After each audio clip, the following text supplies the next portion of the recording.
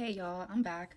This is going to be a continuation to my previous message. I just wanted to come on here and provide you guys with scriptural references pertaining to the subject of counterfeit blessings. So the first scripture is coming from 2 Corinthians 11, 14, and 15, and it reads, "And no wonder, since Satan himself masquerades as an angel of light, so it is no great surprise if his servants also masquerade as servants of righteousness, but their end will correspond with their deeds." And then the second scripture is coming from 1 John 4 and 1. And it reads, "Beloved, do not believe every spirit. Instead, test the spirits to see whether they are from God, because many false prophets and teachers have gone out into the world." I don't know who needs to hear this, but for the individual that this message resonates with, this is your reminder. Submit it to God in prayer and wait for him to grant you confirmation.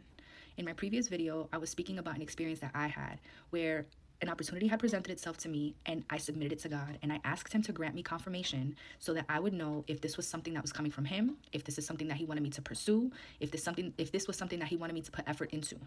I was getting myself ready this morning and I heard in my spirit counterfeit. And I just knew that that was the confirmation that I was waiting for from the Lord. So again, before you make any solid decisions, before you move forward with anything, present it to the Lord in prayer and ask for him to grant you confirmation and ask for him to grant you with wisdom and discernment so that you will make the right decision. Because Satan, we have to remember, guys, Satan is a trickster and he will try to manipulate you into doing things so that you trip over your own feet. So how will he do that? He will take something that is evil and he will dress it as if it were something that were good. So I always think of the saying, not everyone who smiles in your face is for you.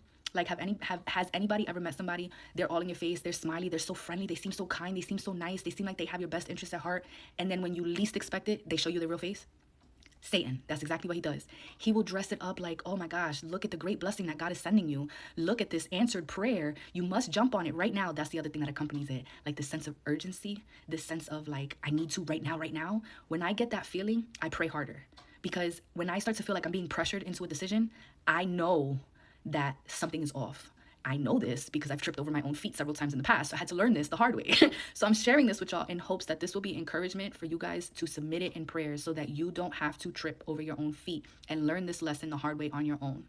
So again, I don't know who this message is for, but I hope that it reaches the intended person, people that it needs to. Submit it to God. Submit it to God. Do not jump into any hasty decisions. Do not commit yourself to something, without first receiving word from the Lord.